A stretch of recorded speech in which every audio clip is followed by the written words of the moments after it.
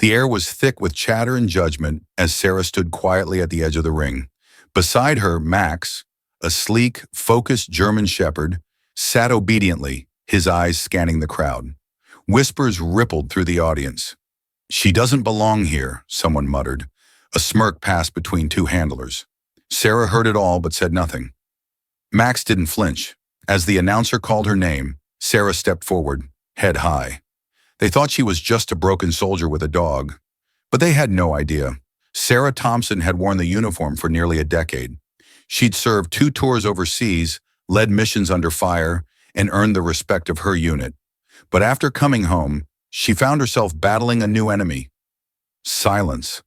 The nights were the hardest. The sounds that weren't there screamed the loudest. Crowds overwhelmed her. Sudden noises made her flinch. It wasn't weakness. It was the echo of a war that hadn't ended in her mind. That's when Max entered her life. Max wasn't just any dog. He was a trained service German shepherd. They had met through a veteran recovery program, and from the first day, Max had sensed her pain. He'd wake her from nightmares, press his head against her leg when she began to panic, and create space for her in crowds without a single command.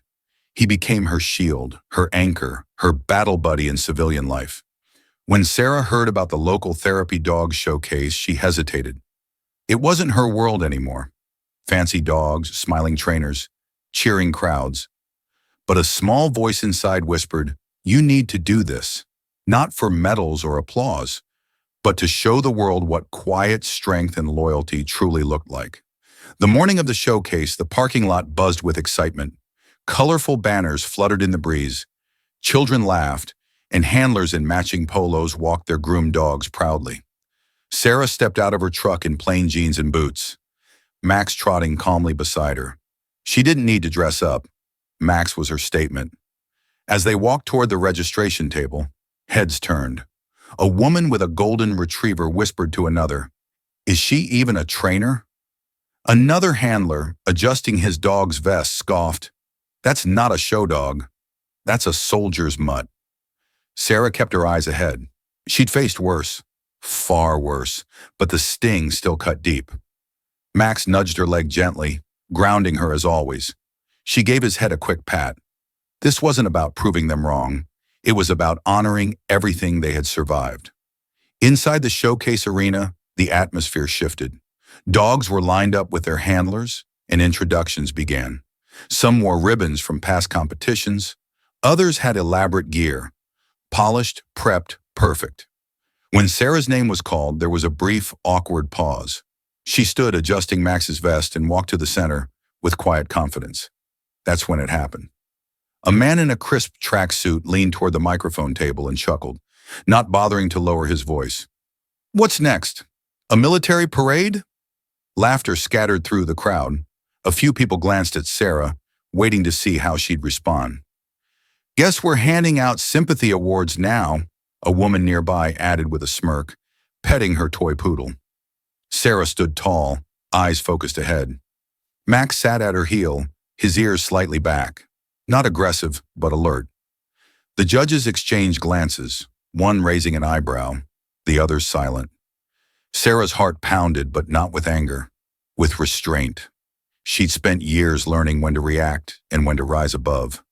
Max sensed her tension and pressed his body closer, calm and steady. The humiliation had been public, cruel. But Sarah reminded herself, this wasn't their battlefield, it was hers. The showcase officially began with cheerful applause as the first few dogs performed. A golden retriever fetched items by name, a border collie navigated an intricate obstacle course, and a tiny terrier played dead to a theatrical bang. The crowd laughed and clapped. Judges nodded with approval. Sarah stood quietly at the far end of the line, waiting. Max sat beside her, still unfocused. As each act finished, the noise swelled, but Sarah and Max remained in their own space, silent, steady, invisible. Then the announcer's voice rang out. "Next up, contestant number 12, Sarah Thompson and Max." A hush fell, not of respect, but of quiet disbelief. Some people leaned in, curious. Others crossed their arms, clearly skeptical. One woman whispered, "This should be interesting." Sarah took a deep breath. Max stood without command, eyes forward. No flashy tricks, no bright costumes, just a bond forged in battle, ready to be seen. Sarah stepped into the center of the arena, Max walking at perfect heel. There was no leash, no command barked aloud, just a subtle hand gesture, and Max began. He weaved through cones with flawless precision, halted on a dime when Sarah stopped, then circled her in a tight protective loop. The crowd watched politely, unsure what to expect. This wasn't cute. It was calculated, trained, disciplined. Then Sarah raised her hands slowly and dropped to one knee. Max immediately stood in front of her, scanning left and right, his posture changing into alert defense. "This is what Max does when I freeze during a PTSD episode," Sarah said calmly. "He creates space around me.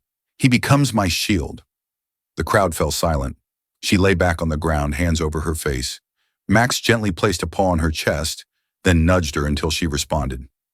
"He senses my panic before I do," Sarah explained, standing again. "If I dissociate, he brings me back." Now even the judges were leaning forward. Sarah reached into her pocket and dropped a small metal object. It clanged loudly. Max's ears perked. He trotted to the object, sniffed, then rushed to her side and sat. "He's trained to alert me if I drop medication." A murmur rippled through the room.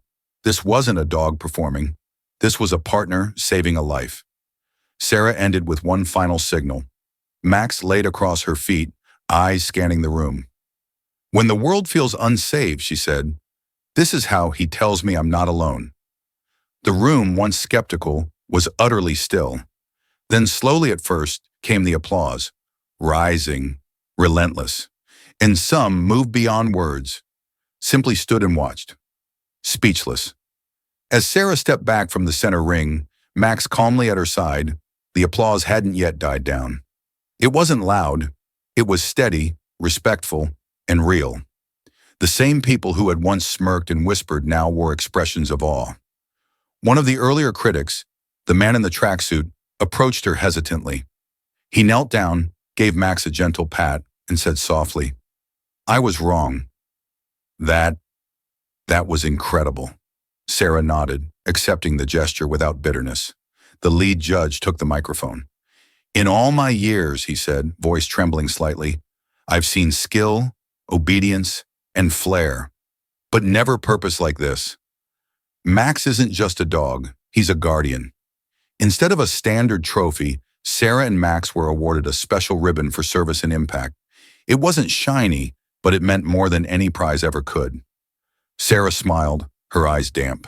She hadn't come to win, but she had won something deeper: respect.